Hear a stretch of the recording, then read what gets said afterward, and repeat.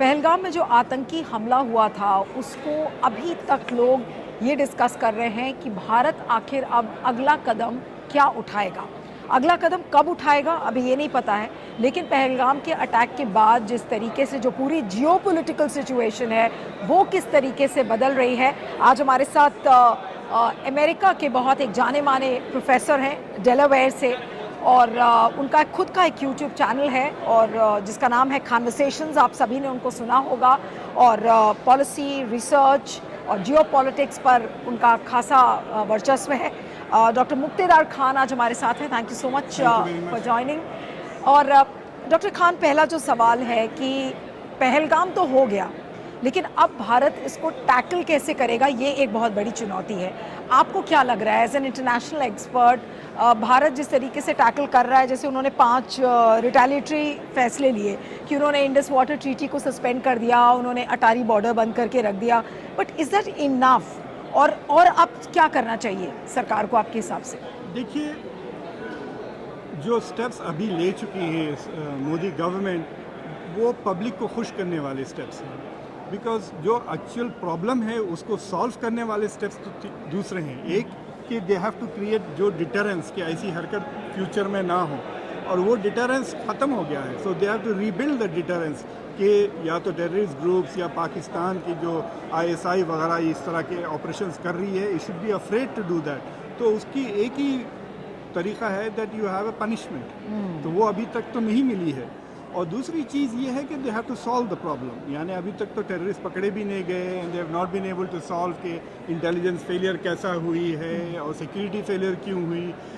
ऐसा लग रहा है कि टेररिस्ट की इंटेलिजेंस गवर्नमेंट की इंटेलिजेंस से बेहतर है, because they were able to identify a target जहाँ पे कोई प्रोटेक्शन नहीं था। और ये जो इन्होंने स्टेप्स लिए हैं ना, मैं मिसाल के तौर पे जो सबसे बड़ी स्टेप है वो है जो इंडस वाटर ट्रीटी को इन्होंने इन अबेयंस डाला है। इन अबेयंस का मतलब है इट हैज़ बीन सस्पेंडेड, यानी इन्होंने तोड़ा नहीं है, इट इज़ स्टिल वैलिड। और इन्होंने अभी तक वर्ल्ड बैंक को इन्फॉर्म भी नहीं किया है, which is the third party. जब कहते हैं कि इंडस वाटर ट्रीटी को उन्होंने सस्पेंड कर दिया, तो सस्पेंड करने का मतलब ये तो नहीं है ना कि पानी का फ्लो बंद कर दिया। पानी तो अभी भी फ्लो हो रहा होगा। मतलब ट्रीटी इज नॉट वैलिड। हाँ, इट्स लाइक सेइंग कि आपका ड्राइवर्स लाइसेंस सस्पेंड हो गया है, लेकिन आप फिर भी चला सकते हैं गाड़ी। तो गाड़ी आपसे छीन ली थोड़ी गई। बट द पॉइंट इज कि वो इसलिए मुझे उतना सीरियस नहीं लगता क्योंकि पिछले 2023 के सितंबर से ये रीनेगोशिएट हो रही है ट्रीटी। पाकिस्तान ने 2 इंडिया के डैम्स के खिलाफ अपोजिशन लगाए और उसके वजह से India is trying to renegotiate the deal. तो एक तरह से आप कह सकते हैं कि वो treaty was already suspended. No, so तो सवाल ये है कि क्या सरकार काफ़ी समय से इसको सस्पेंड करने के लिए सोच रही थी और उनको एक ही मौका मिल गया कि भाई अब आतंकी हमला हो गया है, अब इसको उठा के कर ही देते हैं। इनफैक्ट इंडिया ने कई बार धमकी भी दी कि अच्छा। इंडिया वांट्स टू रीनेगोशिएट, उसके टर्म्स एंड कंडीशंस वो बदलना चाह रही है, और वो इसलिए उन्होंने कई बार धमकी दे दी है। मतलब डॉक्टर जयशंकर ने भी बात किया है। आपको याद है कि वो जब जो फॉरेन मिनिस्टर जो गोवा आए थे पाकिस्तान के, तो जब देयर वाज अ डिस्कशन कि शायद ये ट्रीटीज़ के बारे में हल हो। और दूसरी चीज़ ये है कि जो इंडिया का और पाकिस्तान का जो पीस का इंफ्रास्ट्रक्चर था वो धीरे धीरे टूट रहा है। एक जो 2021 से सीज फायर था वो ख़त्म हो गया, दोनों ने फायरिंग कर ली है विद, ठीक है, पिस्टल्स शायद यूज़ किए, स्मॉल फायर आर्म्स कह रहे हैं, असॉल्ट राइफल्स यूज़ नहीं किए गए, but they have broken the cease fire. और पाकिस्तान ने जो धमकी दी उससे मुझे ऐसा लग रहा है कि कहीं पाकिस्तान के कह सकते हैं कि एक जाल में ना फंस जाए India, because Pakistan is suspending the Shimla accords. Shimla accord के 3 महत्वपूर्ण चीज़ें हैं। एक, बांग्लादेश को रिकॉग्नाइज किया जो अब रिवर्स नहीं हो सकता। दूसरी, लाइन ऑफ कंट्रोल को एक तरह से रिकॉग्नाइज कर ली है।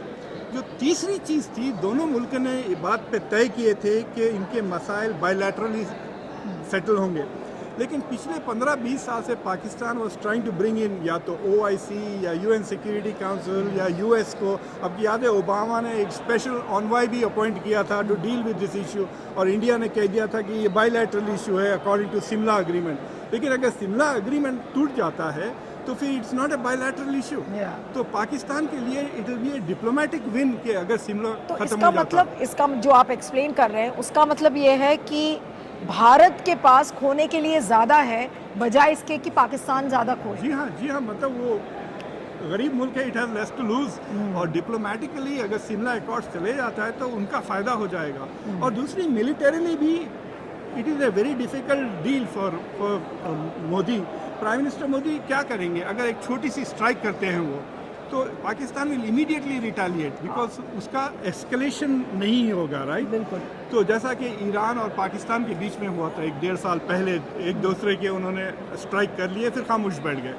तो ये होगा कि ये वहाँ पे स्ट्राइक करेंगे और यहाँ की इंडिया की मीडिया बोलेगी कि क्या हमने बस तबाह बर्बाद कर दिया पाकिस्तान को, सब खुश हो जाएंगे and they will go home. या अगर थोड़ा ज़्यादा एस्केलेट हो जाता है, एक छोटी मोटी जंग हो जाती है, तो मुझे लगता है उससे पाकिस्तान का ज़्यादा फ़ायदा होगा बिकॉज अभी पाकिस्तान की पब्लिक आर्मी से नफरत करने लग गई है बिकॉज ऑफ इमरान खान, और शहबाज शरीफ के लेजिटिमेसी के पास क्वेश्चन मार्क है कि इजी एक्चुअली इलेक्शन ये जीत के आए हैं या रिक करके आए हैं।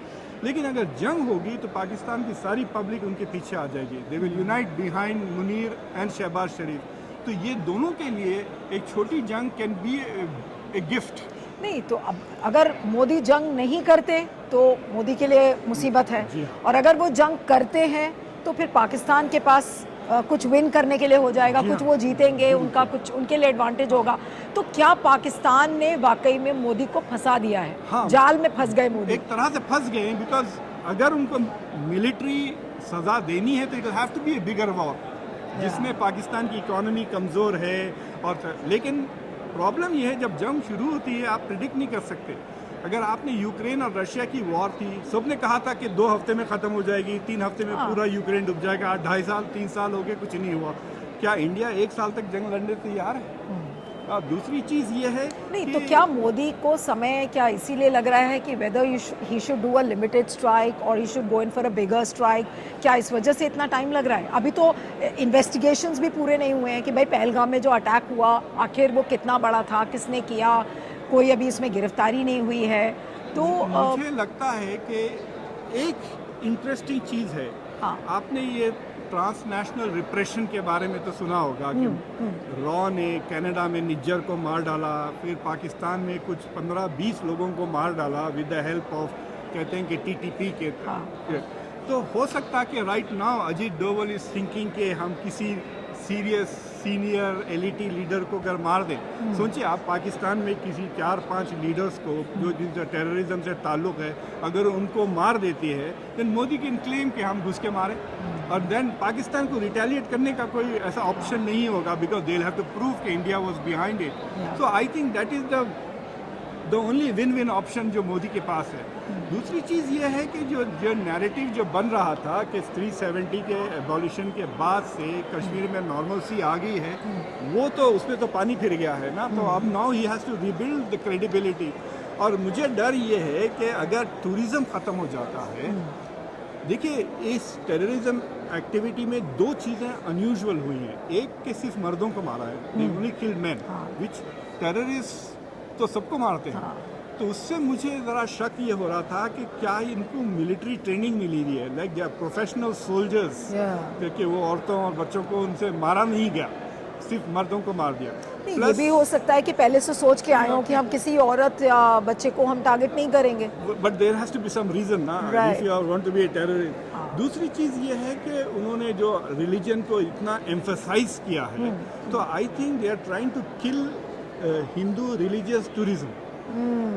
अगर वो उनका टारगेट है तो फिर कश्मीर की इकोनॉमी फिर डूब जाएगी, और जैसा कश्मीर की इकोनॉमी नीचे जाएगी मुझे लगता है कि रेडिकलाइजेशन बढ़ने लग जाएगा because the people are going to be frustrated. और जो काउंटर टेररिज्म जो एफर्ट्स होते हैं, आप कितने भी अगर आप जन्नत से फरिश्तों को भी ला के कहे कि आप काउंटर टेररिज्म करो, कुछ ना कुछ ऑपरेशन तो हो जाएगा, पब्लिक को बंद हो जाएंगे, तकलीफ होंगी, so the anger of the public is going to rise. तो इन दैट सेंस कई प्रॉब्लम्स फंस गए हैं। और फाइनली ये जो नैरेटिव है कि हम इतने सख्त हैं, ये हैं वो हैं, मुझे लगता है कि देयर इज़ 2 क्वेश्चंस जो बहुत सीरियसली पूछना चाहिए नरेंद्र मोदी से। एक कि लगातार इंटेलिजेंस फेलियर हो रहा है, एक जो पकड़े गए अमेरिका में वो पन्नों को मारने की कोशिश में, that was a failed operation. उसके बाद बांग्लादेश में जो क्राइसिस हुई उसकी कोई खबर नहीं थी इनको जब तक कि शेख हसीना को भगा ना दिया। फिर तीसरी अब ये इंटेलिजेंस है, तो there is a repeated intelligence नहीं तो फेलियर। इसका मतलब ये है कि मोदी को पाकिस्तान में तो फंसाया ही है, साथ में मोदी घिर भी गए हैं अपने नेबरहुड में, एक तरफ चाइना, एक तरफ पाकिस्तान, एक हाँ, तरफ फिर बांग्लादेश। जी हाँ। तो जियोपॉलिटिकली पहले कहते थे कि भाई टू फ्रंट वॉर्स इंडिया को लड़ना है, फिर उसके बाद 2.5 किया कश्मीरी टेररिस्ट, मतलब बाद लोग कहते हैं कश्मीरी टेररिस्ट, बाद लोग कहते हैं सारे मुसलमान इज़ द 2.5 फ्रंट, लेकिन अब 3 फ्रंट्स हो गए इंडिया के लिए, क्योंकि जो बांग्लादेश ने ऑफ़र किया है चाइना को कि सिलीगुड़ी जो चिकन नेक है उसके पास एक बेस को वो रिबिल्ड करें, अगर चाइना वो करता है, इन इंडिया पिछले 3 हफ्ते में काफ़ी ट्रूप्स और एंटी एयरक्राफ्ट जो गन्स वगैरह हैं वहाँ मूव किए हैं इन एंटिसिपेशन। तो अब ऑलरेडी इंडिया के पास अब 3 फ्रंट्स हो गए हैं, गलवान में चाइना है, अब ये सीज़ फायर ख़त्म हो गया वेस्टर्न फ्रंट पर, अब बांग्लादेश के पास वहाँ पे वो जो थ्रेट है कि वो 7 सिस्टर स्टेट्स को डिसकनेक्ट हो जाएंगे वो इंडिया से।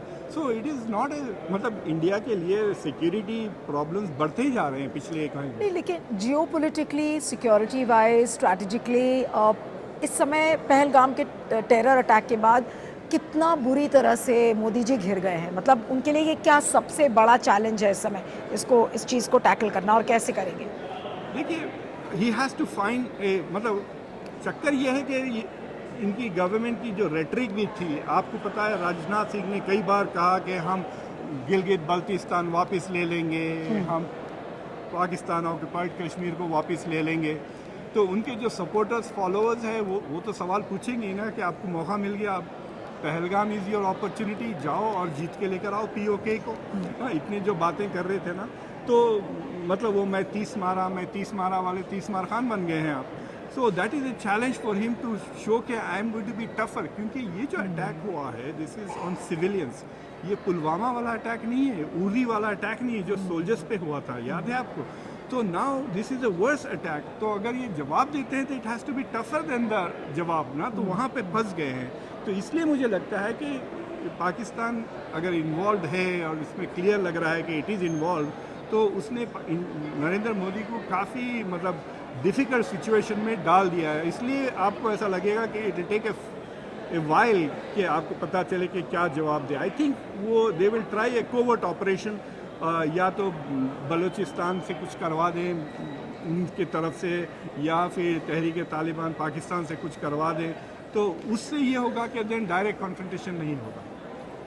चलिए, आपका बहुत बहुत शुक्रिया, thank you so much doctor you Khan very for joining.